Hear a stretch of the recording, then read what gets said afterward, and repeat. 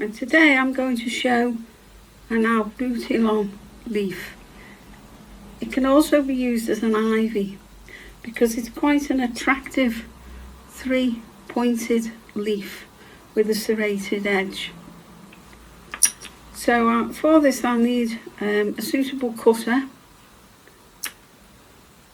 I also need a wire, a 26 wire, or for the larger leaves you can use a 24, and a universal veiner. I need some glue and a rolling pin, a cell stick or a ball tool, and you can have a palette knife, which is optional. I also need some good quality paste, and I've coloured it gooseberry green. So first of all, I'm moulding my paste to make it nice and soft and pliable, and then I'm going to roll it into a ball, and I'm going to try and get it free from cracks, and then I'm going to roll it into a sausage shape, and ideally it needs to be a similar length to the cutter. It can be longer, but it's ideal if it's not shorter, because that means I've only really got to roll it out and not roll it any longer. I'll start rolling it on my board. Now if it starts moving, the paste isn't adhering to the board, then you need to put a little bit of shortening, but it is only a very small minute amount. Rolling the paste out nice and thin.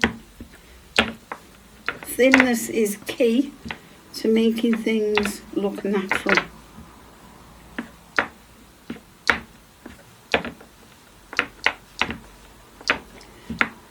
And when you've got the appropriate thickness, I'm going to turn it over, and you can see the ridge that the groove's made. Now I've got a video for a rose leaf where I've showed you how to make one with or without the board. So if you don't have a board with grooves, then if you refer to that video, it will show you how to create the groove by another method.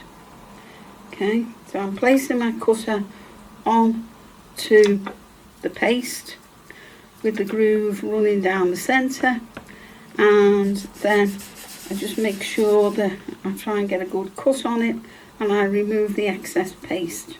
Now sometimes some paste is left behind, and if this is the case you can remove it with a modelling tool or with your cell stick at a later stage. And there's our paste in our cutter. Now I'm going to take my cell board, my sponge pad over, and I'm just going to take the leaf out. Now I don't want all of that central vein, so what I'm going to do is I'm just going to smooth the top edge of it out, so that I've only got a small amount of it left, because my wire's not going to go all the way up the leaf. Now this obviously makes the leaf longer, but it doesn't detract from the type of leaf that it is.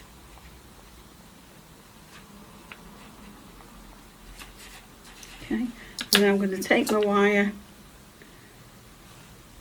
I'm going to dip it in my glue, and keeping the leaf flat, I'm just going to thread the wire about 2 millimeters, 1 to 2 millimeters into the channel that we've created.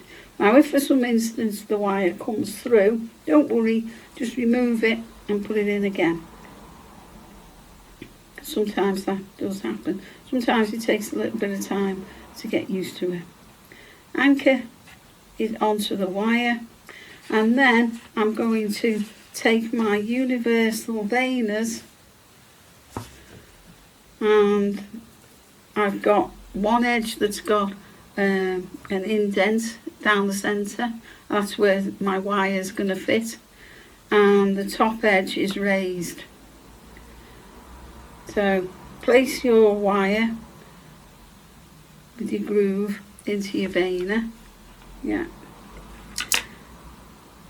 and then place the top part of the veiner on the raised area onto the top and press down.